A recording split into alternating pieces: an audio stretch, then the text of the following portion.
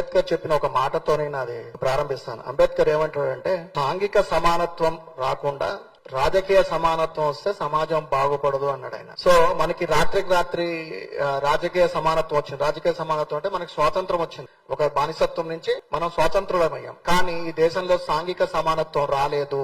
సాంఘిక సమానత్వంలో భాగంగానే సాంఘికంగా ప్రజలని వెలివేయబడ్డ వారిని సమాజంలో కలపడానికి మాత్రమే రిజర్వేషన్స్ వచ్చినాయి. దాని అర్థము కుల నిర్మూలనకు వ్యతిరేకము, కుల నిర్మూలన అంబేద్కర్ వ్యతిరేకము, కుల నిర్మూలన సిద్ధాంతం రాసిన అంబేద్కరే రిజర్వేషన్లు ప్రపోజ్ చేశారు అనే చాలా చర్చ నడుస్తుంది. సో ఇక్కడ ఏంటంటే సాంఘికంగా వెనుకబడ్డ వారిని, సాంఘికంగా వెలివేయబడ్డ వారిని సమాజంలో కలపడానికి రిజర్వేషన్లు అనే ఒక ప్రతిపాదన నడుస్తుంది. కుల నిర్మూలన అనేది ఒక అత్యున్నతమైన స్థానం.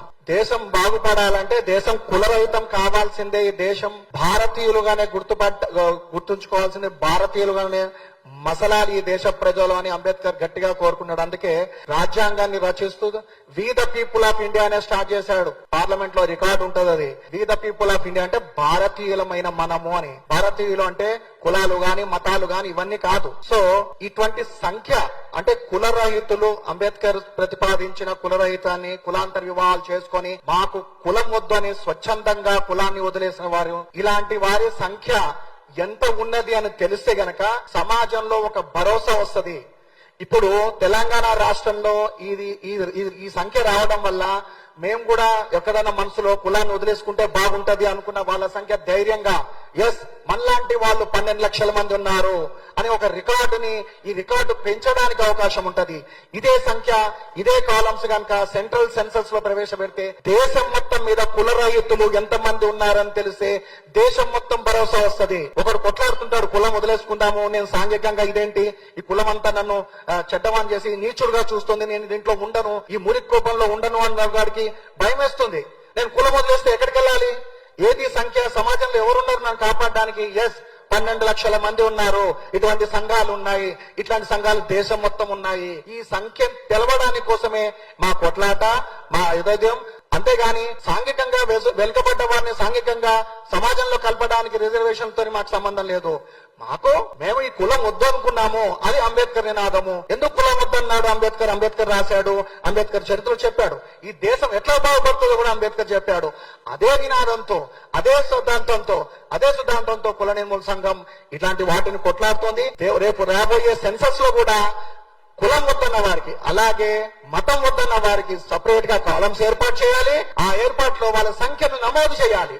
ఈ నమోదు చేయడం ద్వారా వాళ్ళ యొక్క సాంఘిక, మానసికంగా వాళ్ళ బలం పెరుగుతుంది. అంబేద్కర్ చెప్పిన ఒక మాటతోనే నాది ప్రారంభిస్తాను. అంబేద్కర్ ఏమంటాడంటే, సాంఘిక సమానత్వం రాకుండా రాజకీయ సమానత్వం వస్తే సమాజం బాగుపడదు అన్నాడు ఆయన. సో మనకి రాత్రికి రాత్రి రాజకీయ సమానత్వం వచ్చింది. రాజకీయ సమానత్వం అంటే మనకి స్వాతంత్రం వచ్చింది. ఒక బానిసత్వం నుంచి మనం స్వాతంత్రులమయ్యాం. కానీ ఈ దేశంలో సాంఘిక సమానత్వం రాలేదు. సాంఘిక సమానత్వంలో భాగంగానే సాంఘికంగా ప్రజలని వెలివేయబడ్డ వారిని సమాజంలో కలపడానికి మాత్రమే రిజర్వేషన్స్ వచ్చినాయి. దాని అర్థము కుల నిర్మూలనకు వ్యతిరేకము, కుల నిర్మూలన అంబేద్కర్ వ్యతిరేకము, కుల నిర్మూలన సిద్ధాంతం రాసిన అంబేద్కరే రిజర్వేషన్లు ప్రపోజ్ చేశారు అనే చాలా చర్చ నడుస్తుంది. సో ఇక్కడ ఏంటంటే సాంఘికంగా వెనుకబడ్డ వారిని, సాంఘికంగా వెలివేయబడ్డ వారిని సమాజంలో కలపడానికి రిజర్వేషన్లు అనే ఒక ప్రతిపాదన నడుస్తుంది. కుల నిర్మూలన అనేది ఒక అత్యున్నతమైన స్థానం. దేశం బాగుపడాలంటే దేశం కులరహితం కావాల్సిందే. ఈ దేశం భారతీయులుగానే గుర్తుంచుకోవాల్సిందే, భారతీయులుగానే మసలాలి ఈ దేశ ప్రజలు అని అంబేద్కర్ గట్టిగా కోరుకున్నాడు. అందుకే రాజ్యాంగాన్ని రచిస్తూ we the people of India అనే స్టార్ట్ చేశాడు. పార్లమెంట్ లో రికార్డు ఉంటుంది అది. We the people of India అంటే భారతీయులమైన మనము అని. భారతీయులు అంటే కులాలు గాని మతాలు గాని ఇవన్నీ కాదు. సో ఇటువంటి సంఖ్య అంటే కులరహితులు, అంబేద్కర్ ప్రతిపాదించిన కులరహితాన్ని, కులాంతర వివాహాలు చేసుకొని మాకు కులం వద్దు అని స్వచ్ఛందంగా కులాన్ని వదిలేసిన వారు, ఇలాంటి వారి సంఖ్య ఎంత ఉన్నది అని తెలిస్తే గనక సమాజంలో ఒక భరోసా వస్తుంది. ఇప్పుడు తెలంగాణ రాష్ట్రంలో ఈ సంఖ్య రావడం వల్ల మేము కూడా ఎక్కడైనా మనసులో కులాన్ని వదిలేసుకుంటే బాగుంటది అనుకున్న వాళ్ళ సంఖ్య ధైర్యంగా ఎస్ మనలాంటి వాళ్ళు 12 లక్షల మంది ఉన్నారు అని ఒక రికార్డుని, ఈ రికార్డు పెంచడానికి అవకాశం ఉంటది.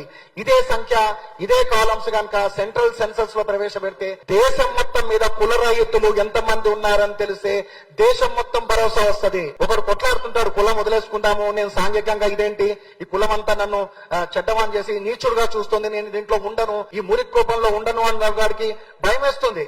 నేను కులం వదిలేస్తే ఎక్కడికి వెళ్ళాలి? ఏది సంఖ్య, సమాజంలో ఎవరున్నారు నన్ను కాపాడడానికి? ఎస్, 12 లక్షల మంది ఉన్నారు. ఇటువంటి సంఘాలు ఉన్నాయి, ఇట్లాంటి సంఘాలు దేశం మొత్తం ఉన్నాయి. ఈ సంఖ్య తెలవడానికి కోసమే మా కొట్లాట, మా యుద్ధం. అంతేగాని సాంఘికంగా వెనుకబడ్డ వారిని సాంఘికంగా సమాజంలో కలపడానికి రిజర్వేషన్ తో మాకు సంబంధం లేదు. మేము ఈ కులం వద్దు అనుకున్నాము, అది అంబేద్కర్ నినాదము. ఎందుకు కులం వద్దన్నాడు అంబేద్కర్? అంబేద్కర్ రాశాడు, అంబేద్కర్ చరిత్రలో చెప్పాడు. ఈ దేశం ఎట్లా బాగుపడుతుందో కూడా అంబేద్కర్ చెప్పాడు. అదే నినాదంతో, అదే సిద్ధాంతంతో కుల నిర్మూలన సంఘం ఇట్లాంటి వాటిని కొట్లాడుతోంది. రేపు రాబోయే సెన్సస్ లో కూడా కులం వద్దన్న వారికి, అలాగే మతం వద్దన్న వారికి సపరేట్ గా కాలమ్స్ ఏర్పాటు చేయాలి. ఆ ఏర్పాటులో వాళ్ళ సంఖ్యను నమోదు చేయాలి. ఈ నమోదు చేయడం ద్వారా వాళ్ళ యొక్క సాంఘిక, మానసికంగా వాళ్ళ బలం పెరుగుతుంది.